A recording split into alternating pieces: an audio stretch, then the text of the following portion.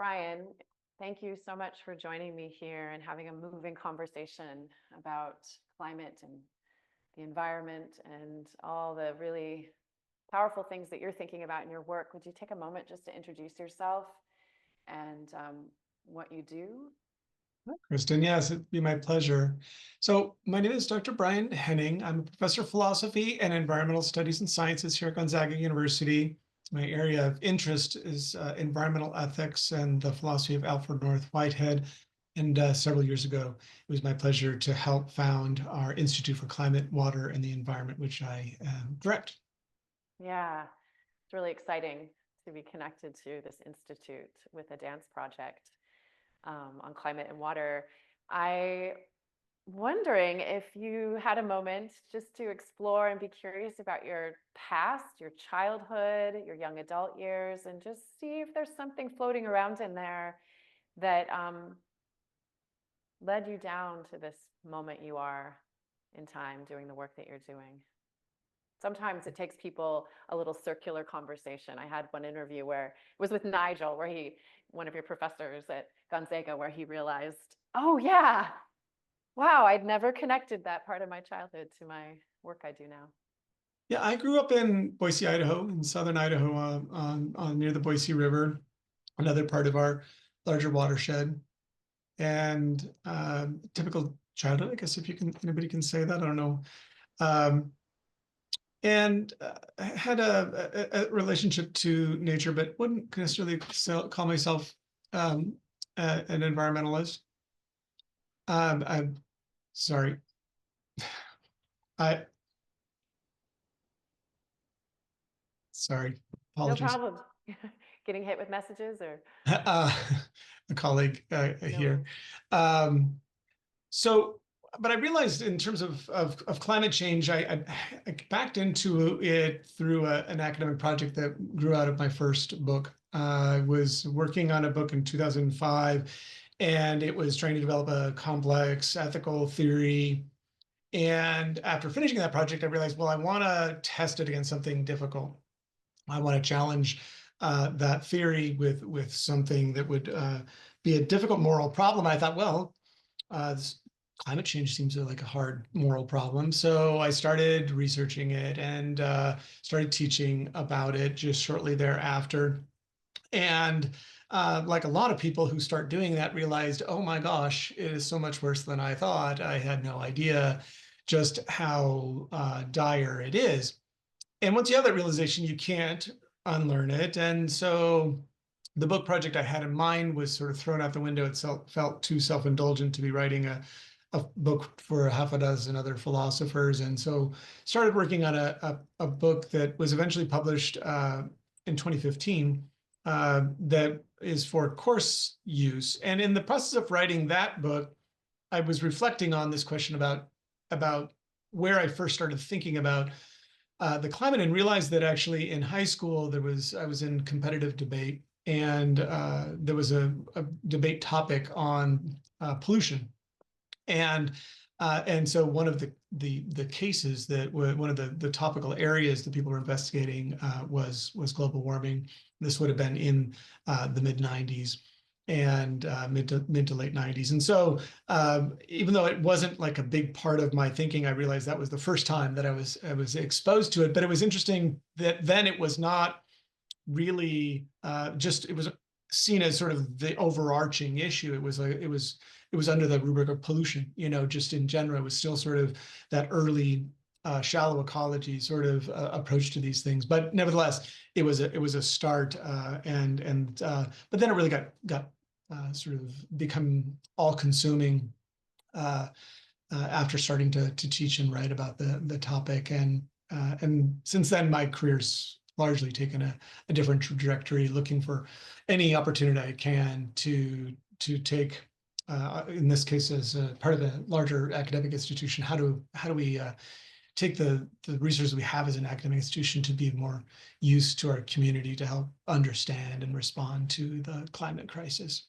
Yeah, absolutely. So feel free to share about that and what you would like us to know about that. Your extended background in ethics and metaphysics and why people should care about this. I mean, there's so many directions that I'm almost struggling to ask you which question. So feel free to share in a way that feels pertinent to you. Yeah, I'll wander around a little bit and steer me in directions that seem like it could be useful. So after the first Trump election, like a lot of people in 2017, I was really concerned about the growing climate crisis and the many people and non-human things that were in danger and already being injured by it, and that not much was going to be taking place at the federal and international levels. And so that started a local conversation where we realized there might be opportunities to do things locally and regionally. And so with a few colleagues here in Spokane, we created a local branch of 350.org. So the 350 Spokane, a local climate action group, in order to host rallies and advocate for local changes in policy. And so I spent about 3 years as a climate activist, and really enjoyed that. Participated in passing some good local ordinances around transition to 100% renewable electricity, for example, and some of the state advocacy around what was passed eventually as the Clean Energy Transformation Act here in Washington State. But increasingly found my life as a philosopher and my life as an activist where felt disconnected, that it wasn't clear what I was doing.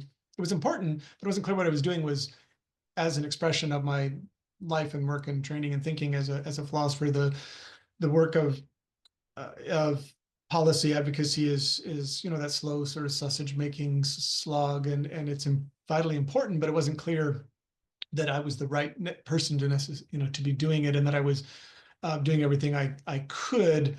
So in the interest of trying to figure out how to reduce that gap, I then pivoted back to the university and returned to a project that was on our horizon off and on for a number of years, this idea of a university-wide academic project, and spent about 1.5 years advocating for the creation of a university-wide academic project that would be a space for faculty and students from across the university to not only figure out how we as an institution can do a better job of reducing our impact.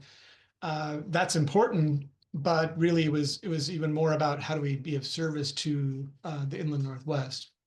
Part of my thinking is that as climate change continues to get worse, we need people who are a part of a region, part of a bioregion that understand it and are trusted within it, who can help provide support and understanding as things continue to get worse. And so have a very intentional bioregional approach. And so we were thankful that the university agreed to create this, and have been really excited to be able to have some meaningful forms of agency where we started off offering professional learning workshops to K-12 teachers who were interested in learning about how they can incorporate climate education into their classrooms.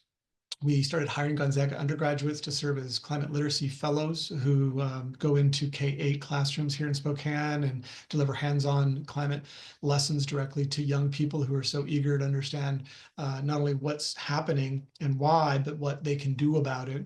The motto of this, what we call the Climate Literacy Project, is to make it local and keep it hopeful. And the make it local idea is that it's a global phenomenon, but we live in small time scales and small spatial scales. And so how to help people understand the whole problem by shrinking it down into something that makes sense within our community. So talking about, the impacts on the endemic red band trout in our streams here, what effects would it have on winter recreation in our snow mountains that are here in Eastern Washington, what impacts on agriculture, things like that.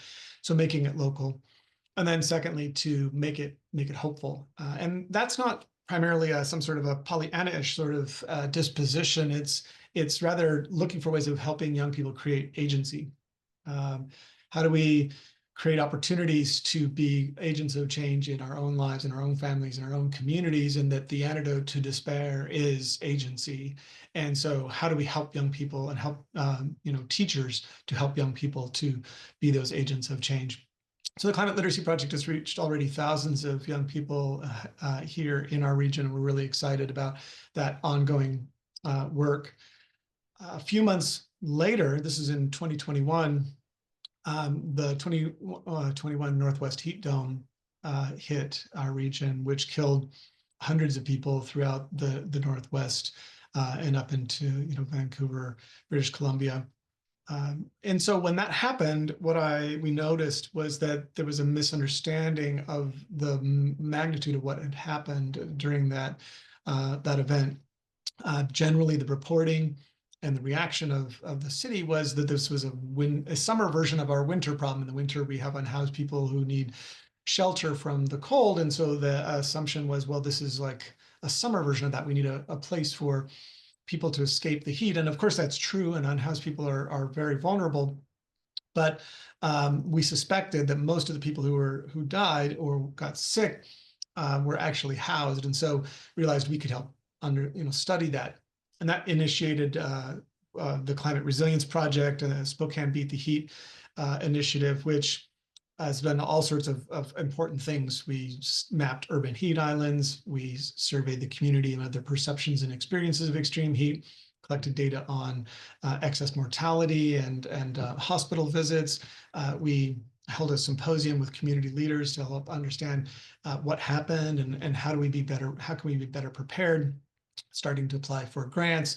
Did a correlation analysis with the Department of Health to see how urban heat islands and race and poverty intersect in our community, and demonstrated statistically that there are significant statistical correlations between the amount of money in your pocket or the color of your skin and whether you're likely to live in a place with less green vegetation and more buildings and concrete that retain heat.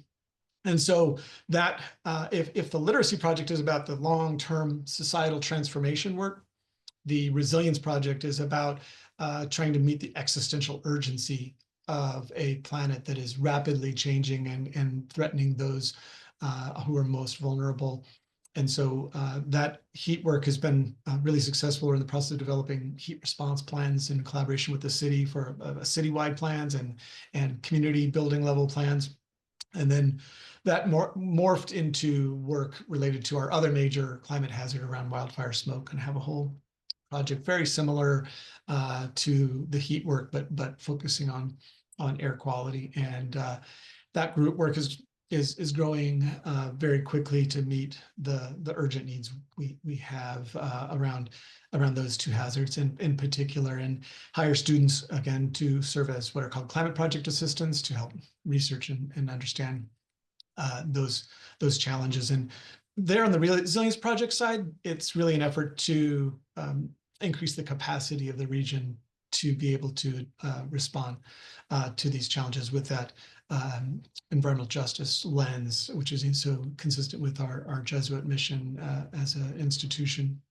So those are the main projects. We also host lecture series and thought leaders who can help us to understand how did we get here and where might we go. And so we host 10 to 12 lectures a year. And that's where my background as a philosopher is most apparent. And in some ways, on the surface, you might not see it as much in the Climate Literacy Project and the Climate Resilience Project. It's definitely there. But one of the things you'll notice is a thread throughout the lecture series, which we call For Our Common Home lecture series, is the work of the cultural historian Thomas Berry, who argues that we're at a hinge moment where the Cenozoic era that's lasted for some 65 million years is coming to an end. We're bringing it about prematurely, not just the end of the Holocene and the beginning of the Anthropocene, as many geologists and atmospheric chemists have been arguing, but even more dramatically, the end of the Cenozoic, and that we have the opportunity to bring in either what he calls the Technozoic or the Ecozoic. And the Technozoic is, in a way, a continuation of the attitudes and approaches we've had in the West in our relationship to the non-human world, where we try and control it ever more fully. to use, in, if necessary, geoengineering to control everything we can about the planet. And if we're, successful, it's sort of, to use a science fiction example, it's sort of the idea of the whole planet would be sort of like a city. There would be no non-human nature left. We'd somehow figure out energy and waste and food, and dominate the planet entirely. If we're not as smart as we think we are, we end up in a Wall-E or sort of sort of Tatooine scenario where a desiccated planet, or having to leave the planet and live in smaller numbers off in space, sort of thing. So the Technozoic is a technocratic approach. It's a management approach. How do we manage the pollution we're creating in order to keep the hamster wheels of production going as long as we possibly can? The Ecozoic is about trying to figure out, is there a way that we can redefine what we are as a species to conceive of ourselves as a member of a wider community of life? And you'll notice this similarity of this with many indigenous traditions, which see us as kin, related members, not only of the community of plants and animals, but also of the geological and hydrological features of the world, and that there's the water nation and the forest nation, so we've got these kin relatedness, and that we're a member of that, and can we find our place such that we're mutually beneficial to the other members of the biotic community. And he calls that our great work. Thomas Berry does, the great work of our time, and that this time will succeed or fail based on whether or not we're willing and able to take up that work of transitioning from a point of human devastation to one of mutual benefit. And to me, as a philosopher, that's where I'm able to see a coherence in the immediate, urgent, existential, and educational work, and the long-term societal transformation project that we're trying to advance. And so for me, the Climate Institute's work is a multi-generational project trying to lift up that part of the work, where even if we reduced emissions to be compatible with the Earth's boundary conditions, we might still dramatically have failed, because it would be, at 2 degrees warming, so many species would have been extinct, and so many glaciers gone, and island nations submerged, and so on. Will you slow down and say that last part again?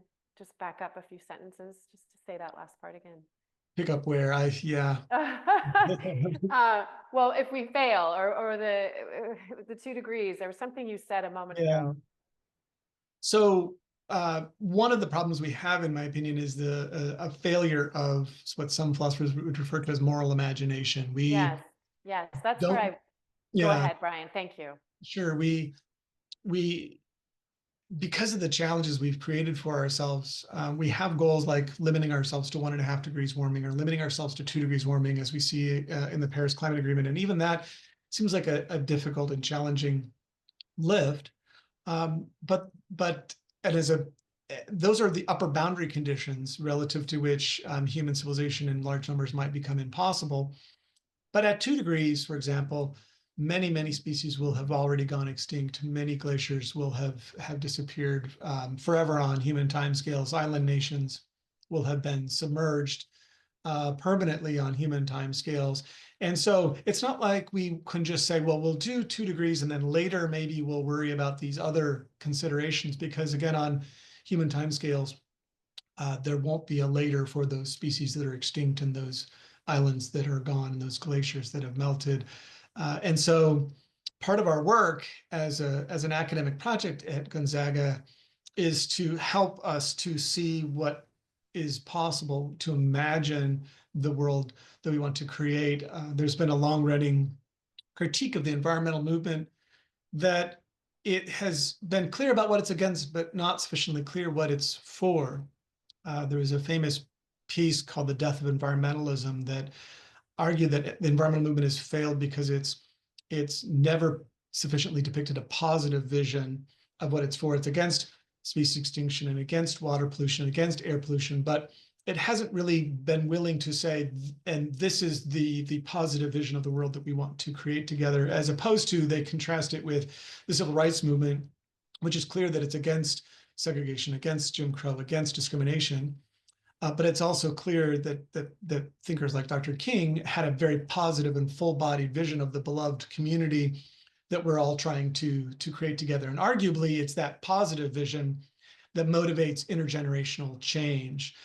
That in the climate and environment space, we're right to be afraid and scared of the significance and the magnitude of the changes that are taking place. But even if fear is warranted, you can't stay afraid. Physiologically, you can't remain in that state. And so it can't be the basis of generating a multi-generational change that we need. The only thing that can sustain that is a positive vision, which even if we weren't in crisis, would be so beautiful that it would want to pull us forward and lure us to a better future. And we see that with the civil rights movement, arguably, that it's the dream that has been motivating generations of people to fight and die to bring about Dr. King's vision of the beloved community. And we could do a better job of that in the climate and environment space. I think increasingly people are doing that, but it's relatively new. And so that's one of the things as an academic project and as a philosopher that I can help invite people to share different parts of that, and I'm excited to feature those conversations in our community. Yeah, yeah, and that's exactly what drives me in terms of being an artist. Yeah. Do you want to say more about the ethical side of things? You had talked about the echo versus the techno possibilities.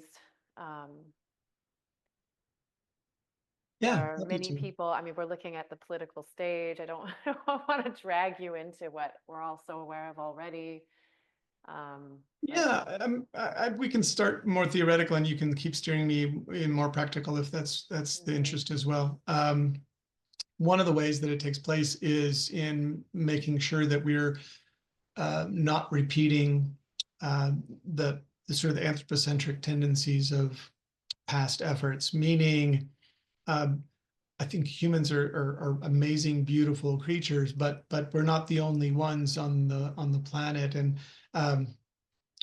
if you remember the movie Wall-E, where we've eaten everything, consumed everything, there is no life left on the planet. Arguably, though, when this life in space that we've created meets the definition of sustainability as defined by the United Nations. The definition is usually meeting the needs of the present without compromising the ability of future generations to meet their needs. What worries me that there are futures where that's true, where we fix our energy and waste problems, but there's nothing else left. There are no other non-humans left. And so one of the things ethically that we can center is reminding ourselves that we're part of a bigger community and that we are not the only beings that matter. And it takes a lot of repeated reminders and efforts to make sure that the non-human parts of the world are not forgotten. There aren't as many advocates for I mean, them. you're aware of, rivers gaining how would you say it, self-autonomy or Yeah, the rights of nature. rights of nature. And Yeah. that's why the wild salmon and the orca here in our region is so important to me in this project. Would you like to say anything about that? Yeah, the You rights of specifically or nature your work? yeah, it's a fascinating concept, and we could spend our entire time just on that. What to say? We've hosted several talks on the topic, and so it's an important part of our work. As a philosopher, the idea of rights is an interesting Western philosophical concept. It's what we've created to make it so that we can protect the things that we think legally deserve protection.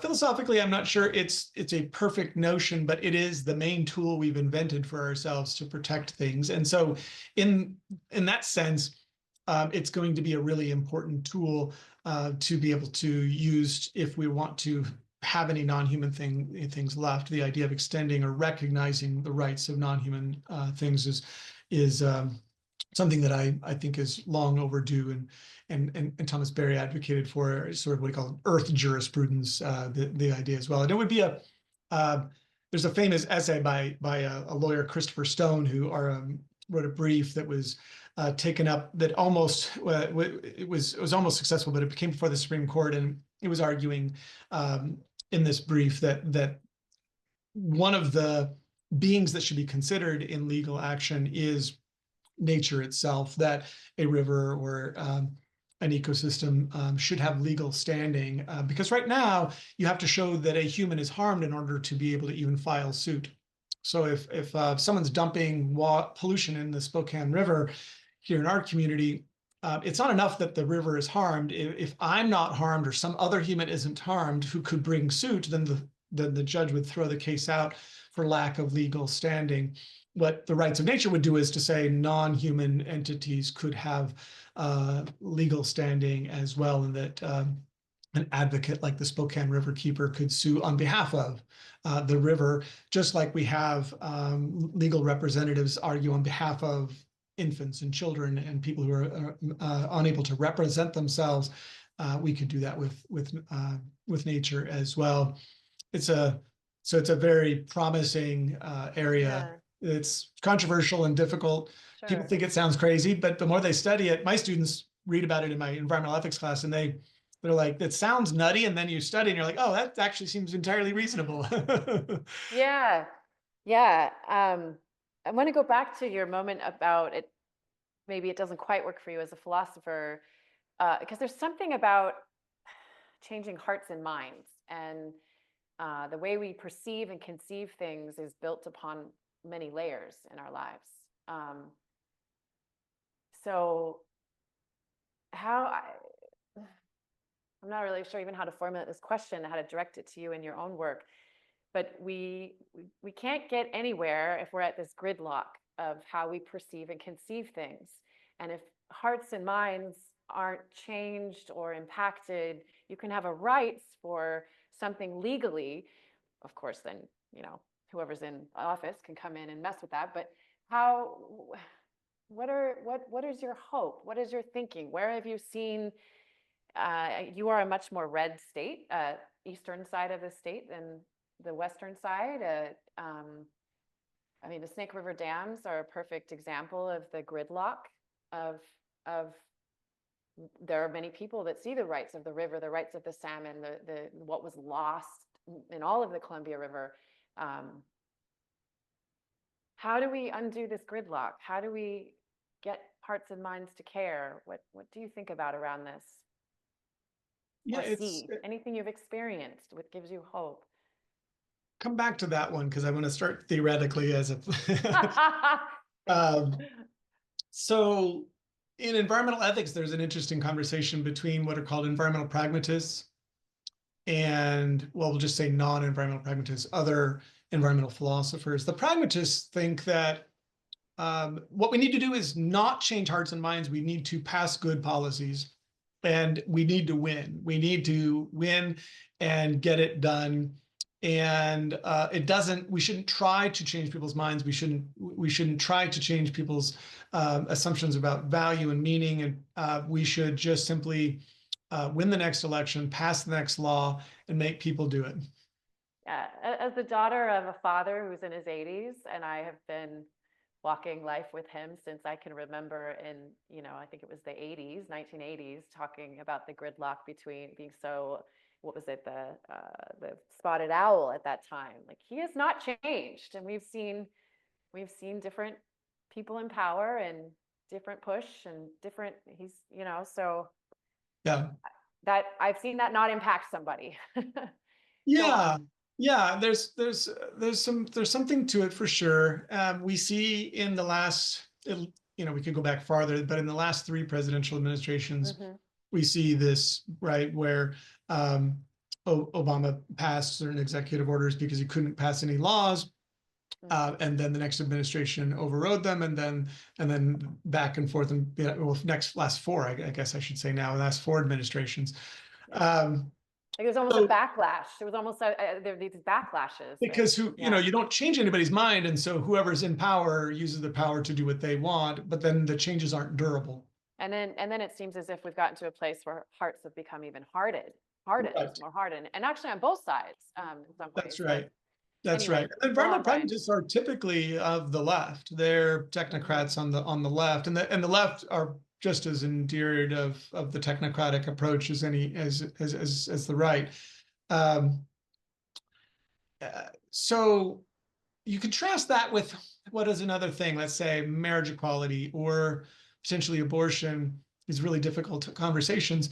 What do people believe? When does it matter? As a philosopher, I'm committed to the very different position from the environmental pragmatist, that part of the work that has to be done if we were truly to solve the problem is a conceptual or a worldview problem. It's a values and assumptions and beliefs problem, and that if we don't change any hearts and minds, we couldn't actually solve the problem. And so in a way, part of the work that I've been doing as a philosopher is trying to help center a discussion of what is the problem. Is the problem greenhouse gas emissions? Or is that actually a symptom of the problem? Is the problem actually how we think of ourselves in our relationship to the natural world? So what is the problem? Because how you define the problem determines what counts as a solution. So if the problem is a technical problem that requires technical solutions, if it's merely that, if you think that those technical problems are there, but they're really addressing symptoms of a deeper problem, then the Hearts and Minds project becomes really relevant. And so for me, as an educator, as a philosopher, I'm committed to the idea that part of our work is not only to help transition our communities in just ways to less carbon intensive forms as quickly as we can, but also doing it in a way that communicates with and to people to try to hope to bring them along. That would be the only thing that would have anything like durable change. I use in class the analogy, which is fraught, but when we were in Iraq and Afghanistan, there was an insurgency that was resisting our occupation, and so initially we just send in more troops. You just try and kill all the bad people, and keep doing that. After a while, we realized that isn't working because we're creating more and more people who want to kill us, and back and forth. So then we changed to a hearts and minds approach and started doing things like trying to build roads and schools. And of course, that didn't work in the end either. But we had these two approaches. Like, do you just use force and you just get enough power to use force, or do you use persuasion, and do you try to communicate with people? And the work of Katharine Hayhoe, the evangelical climate scientist, is a great example of the latter, where she's suggesting how can we figure out ways of finding what people commonly value, rather than going to the places where you disagree, figuring out where there are common values and using that as a beginning for a conversation. Many people value their children and their grandchildren, or many people value, fishing in that river, or many, like finding where you agree rather than where you disagree. It doesn't last forever, but it's it's sort of a different approach, rather than just like, let's win the next election and we'll do what we want then when we get in power. Yeah. I remember one of the research scientists we interviewed for the 2019 project was in the forests of spotted owls, and discovered the people that she thought would be uncaring. They were I don't know, the motorcycles or those things you ride through. They actually cared very deeply about the ecosystem, the land. And anyway, so when we come together, we can be surprised by shared values. We don't have a lot of time left. Just because I wanted to nerd out on it, I'm wondering if there's anything from Whitehead that you want to share. But I also, being a Jesuit institution, I used to think a lot about, I think he's Jesuit, just at this moment I'm doubting myself, but Pierre Teilhard de Chardin, and his quote, I used to have it memorized, but I don't anymore. The day will come when, after harnessing space, the winds, the tides, and gravitation, we shall harness for God the energies of love. And on that day, for the second time in the history of the world, we shall have discovered fire. He was a really interesting thinker before his time. But is there anything in the philosophy of Whitehead and the Jesuit influence on your institution and in your thinking? And you asked me to swing you back toward hope later. I wish we could keep talking. Love. Just as an interesting footnote, Thomas Berry was a student of Teilhard de Chardin's. So I didn't know that. I've studied quite a bit, but I didn't know that. Yeah. He also predicted the internet, I did not know that. Yeah. So I guess one of the things I think I would feature is that there is an inherited idea that reality, especially non-human reality, is best seen as sort of lifeless, valueless stuff, matter that's mechanistically determined by unflinching laws of nature, that the right metaphor for explaining nature is mechanistic machine-like language. Yeah. And we inherited that from early modernity, Bacon, Francis Bacon, Rene Descartes, Thomas Hobbes, those sort of folks, and through up to present.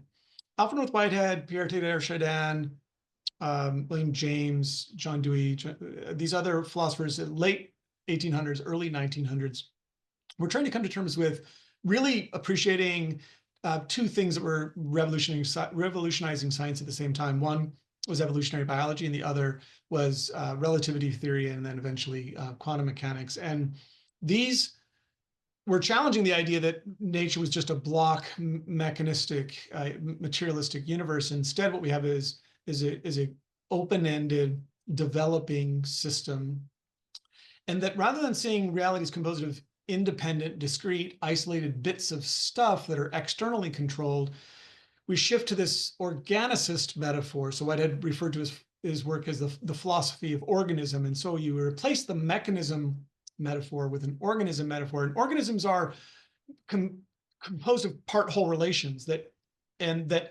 relatedness, both internal relatedness within the organism, but also within its environment, are essential relations.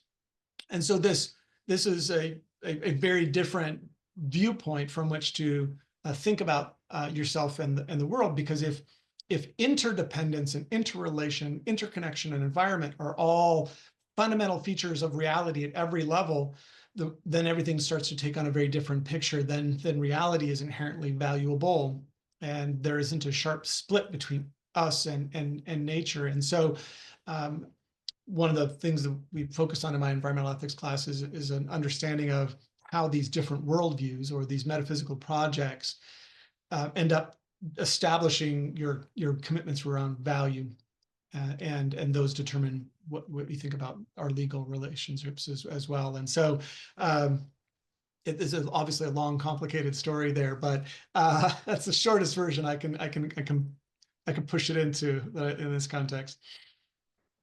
You told me to bring you back to hope. Do you want to try I to think you dig asked into about a that? specific example, and I'm not Yeah. sure what I was going to say at the time. It just felt like the very theoretical and the very practical were two ends of a spectrum. I do want to, especially given how uncertain and dangerous and scary our time is, to remind myself and others that the future is contested and it isn't clear what will come to be, and that the choices we make will make a big difference in what becomes possible in the future. And so every 1/10 of a degree warming, every species we save or lose, every inch of sea level rise, all of these things make a profound difference. And so the struggle itself, it can be a great source of meaning for me. It's not just sort of defining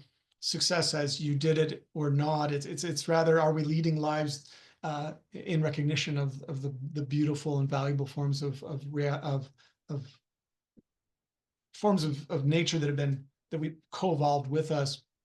Do we live within and embrace the struggle as one of the members of that community, or do we allow ourselves to despair? And so there's reason to be sad and scared, but looking for forms of agency and creating paths in our own lives, small or big, to make meaningful, purposeful differences, is extremely important at this time. If looking for every form of an opportunity for agency, it is the cheapest form of therapy that you can find. Absolutely. Absolutely. I understand that working on this project on a day-to-day basis. Yeah, it lifts my spirits when I get to interact with people like you and read about things, even the sad things and the concerning things. And I want to thank you for your literacy program and the work that you're doing in the schools and with teachers and with young people. I wanted to share that I try not to get worried about urgency and time. Dr. Bayawaka Molafe says, times are urgent, let us slow down. So I try not to worry, oh, we're running out of time, when we think of young people and how long it might take for them to grow up and do the work that they do in the world. But it does give me hope. It was called Dancing Out of Time or Running Out of Time. We were doing a project a couple of years ago and raising awareness for the need for the removal of the Snake River dams and saving the wild salmon. And we were dancing around Green Lake in Seattle with activists that were holding signs and passing out information and suggested things to do to reach out to the politicians. And one of the people that were there, she overheard an elementary school kid with his parents, and the parents were asking, what is this all about? What's it? And the kid knew. The kid knew, and the kid explained about the wild salmon and the orca and the Snake River issue and to his parents. And Love that. so the future, we don't know for sure, but Yeah. yeah, we have to do our part. And thank you, Brian. I wish we could keep talking, so I look forward to seeing you and connecting with you more. And is there anything last word you'd like to say before I stop the recording? Thanks for the work you're doing. And art is such a powerful way of representing and communicating reality. And so it's not something that I'm particularly good at. I'm a prose guy myself, but I'm glad there are people who have gifts and willing to share them. So keep doing what you're doing. Thank you. Yeah, I mean, it's truly about opening to those greater forces, those greater streams, and the interdependence of letting the work come through and being, and like, I wouldn't even have known that you would be this great interview person for this event, for this project. And yeah, so we just have to continue to stay open and let ourselves receive as well as we give this work. Awesome. All right.